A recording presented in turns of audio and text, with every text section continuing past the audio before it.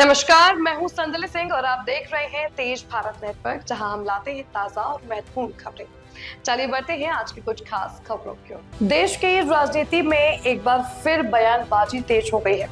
सुधांशु त्रिवेदी, जो भारतीय जनता पार्टी के राष्ट्रीय प्रवक्ता है, ने हाल ही में मल्लिकार्जुन खड़गे और भारतीय राष्ट्रीय कांग्रेस पर गंभीर आरोप लगाए हैं, जिससे सियासी माहौल और गर्मा गया। अपने बयान में सुधांशु त्रिवेदी ने कहा कि कांग्रेस की राजनीति अब देश हित से भटक चुकी है और वे समाज में विभाजन की राजनीति कर रही है। उन्होंने आरोप लगाया कि कांग्रेस नेतृत्व के हालिया बयान देश में भ्रम और तनाव फैलाने का काम कर रहे हैं। उन्होंने आगे कहा कि देश की जनता अब इस तरह की राजनीति को समझ चुकी है और आने वाले चुनावों में इसका जवाब देगी। उनके मुताबिक राजनीतिक दलों को जिम्मेदारी के साथ बयान देना चाहिए ताकि समाज में शांति और सद्भाव बना रहे। वहीं भारतीय राष्ट्रीय कांग्रेस के नेताओं की ओर से इन आरोपों को खारिज किया गया है। कांग्रेस का कहना है कि यह सब राजनीतिक आरोप प्रत्यारोप का हिस्सा है और वास्तविक मुद्दों से ध्यान भटकाने की कोशिश की जा रही है।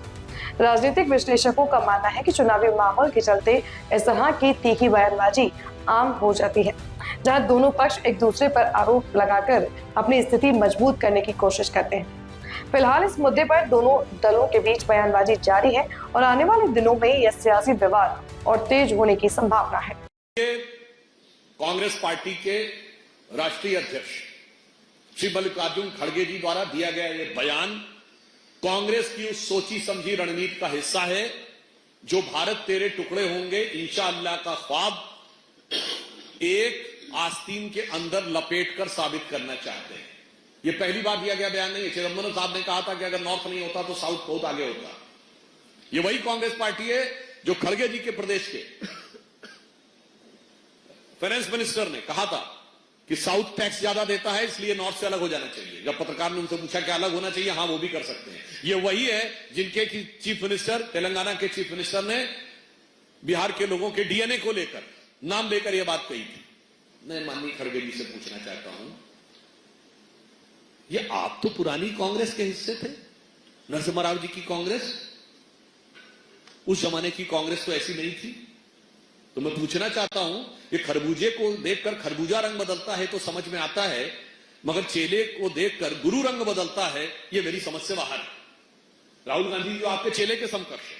पर मैं यह भी कहना चाहता हूं, जी बिल्कुल सही बात है, केरल के लोग बहुत प्रबुद्ध हैं और अब वो अपनी प्रबुद्धता का परिचय भी दे रहे हैं। इसीलिए तिरुवनंतपुरम में 45 साल के लेफ्ट के शासन के बाद भारतीय जनता पार्टी ने अपना नगर निगम का चुनाव जीता है।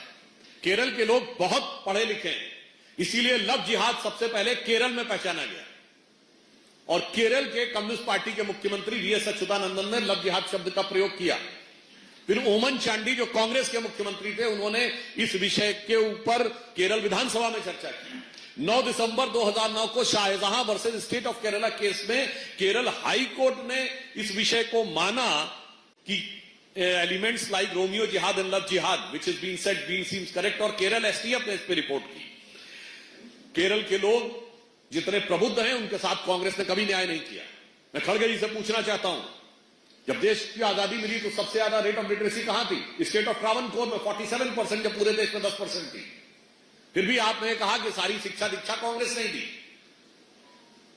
मैं ये भी पूछना चाहता हूं खड़गे जी से कि न्यूटन से 250 साल पहले केरल स्कूल ऑफ मैथमेटिक्स ने कैलकुलस को खोजा, ये मैनचेस्टर यूनिवर्सिटी ने बनाया, ये मोदी जी की सरकार आने के बाद आपने आया। आपने तो कभी इसको सेलिब्रेट ही नहीं किया। मैं पूछना चाहता हूं कांग्रेस और कम्युनिस्टों से, कितनी बार आपने केरल के उस ज्ञान को सेलिब्रेट किया है? बिल्कुल केरल से ही आदि शंकराचार्य निकले थे जिन्होंने संपूर्ण भारत में ज्ञान को स्थापित किया, मगर कभी भी कांग्रेस पार्टी ने उसको मान्यता नहीं दी या उसको वास्तविक सम्मान नहीं दिया। हां, उन्होंने किसको सम्मान दिया? तो मैं कहना चाहता हूं केरल के लोग बहुत प्रबुद्ध हैं, मगर केरल के कांग्रेस और कम्युनिस्ट के जो नेतृत्व है वो बहुत खतरनाक है। मैं याद दिलाना चाहता हूं 6 मार्च सन 2006 को केरल असेंबली का स्पेशल सेशन बुलाया गया। किस चीज के लिए?